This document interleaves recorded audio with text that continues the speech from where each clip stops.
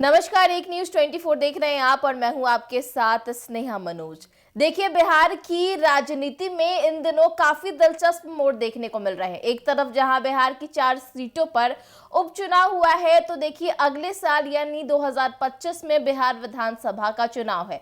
ऐसे में तमाम राजनीतिक दल अपने अपने वर्चस्व को सीधे तौर पर आगे लाने की कोशिश कर रहे हैं। कोई नई नई पार्टी बना रहा है तो कोई अब नए तरीके से चुनावी मैदान में उतर गया है। पुष्पम प्रिया चौधरी, आपको उनका नाम तो याद होगा। 2020 के बिहार विधानसभा के चुनाव में किस तरीके से उन्होंने एक पोस्टर ला करके अपनी राजनीति की शुरुआत की थी, और अब देखिए किस तरीके से 2025 का बिहार विधानसभा चुनाव आने वाला है तो एक बार फिर वो एक्टिव नजर आ रही है। आपको सीधे तौर पर बता दें कि पुष्पम प्रिया चौधरी की बात कर रहे हैं। बिहार में अगले साल होने वाले बिहार विधानसभा चुनाव के लिए अभी से तैयारियां शुरू हो चुकी है। बात करें, सभी दल अपनी अपनी रणनीति बनाने में जुट गए हैं। 2015 में बुरी तरीके से नाकाम होने के बाद द पीपल्स पार्टी की राष्ट्रीय अध्यक्ष पुष्पम प्रिया चौधरी अब मिशन 2025 के लिए तैयार हो रही हैं। उन्होंने एक बार फिर से जनसंपर्क अभियान शुरू कर दिया है।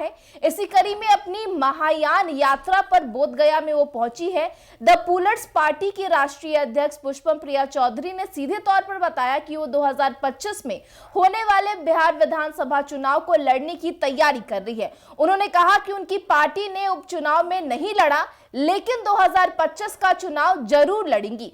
पुष्पम प्रिया चौधरी ने आगे ये भी कहा कि बिहार में चुनाव के वक्त पावर पॉलिटिक्स का तमाशा देखने को मिलता है। सीएम पद को लेकर के उन्होंने कहा कि इस पर हर एक नागरिक का अधिकार होता है। उन्होंने कहा कि सीएम की कुर्सी किसी की बपौती नहीं है, बदलाव लाना पड़ेगा। उन्होंने ये भी कहा कि आज बदलाव लाने की बात हो रही है, इसीलिए यात्रा की शुरुआत की गई है। बिहार का कोई भी पद किसी की बपौती नहीं है।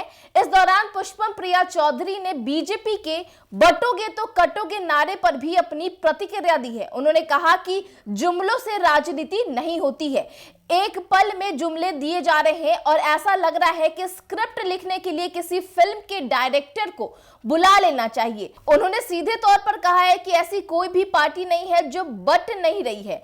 जिन्होंने ये नारा दिया है उनसे भी पूछने की जरूरत है। पुष्पम प्रिया ने आगे ये भी कहा कि सभी राजनीतिक पार्टी एक ही जैसी है। ऐसा नारा देने का ट्रेंड चल रहा है। बिहारियों के मन में अक्सर ये सवाल होता है कि किसको चुनेंगे, एक तरफ खाई है तो दूसरी तरफ कुआं।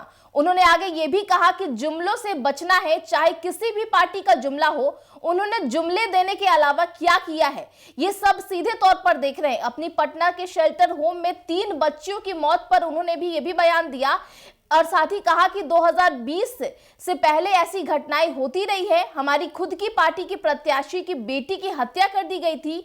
यहाँ बेटियों की मौत होना, अगवा करना, रेप होना आम बातें होती जा रही है। जब वोट डाले जाते हैं तो सारी बातें भूल जाते हैं, ये सीएम की जिम्मेदारी होती है। जब कोई कार्ड होता है तो ऊपर के पदाधिकारी नीचे के पदाधिकारी को ढूंढने लगते हैं।